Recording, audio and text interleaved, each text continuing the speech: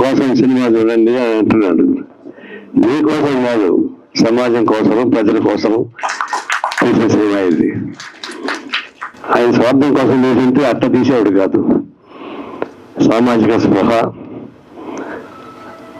ఉత్తేజం, తిరుగుబాటు అన్ని న్యాయిస్తూ గతం ఆయన సినిమా కన్నా దీనిలో కొంచెం మోడర్న్ అవుట్లుక్ పెట్టాడు.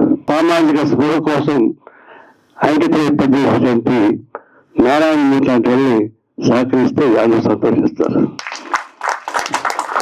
ఇది ప్రజాదరణ పొందుతుంది. ప్రజాదరణ పొందే పద్ధతుల్లో మనంతా కృషి చేయాలి.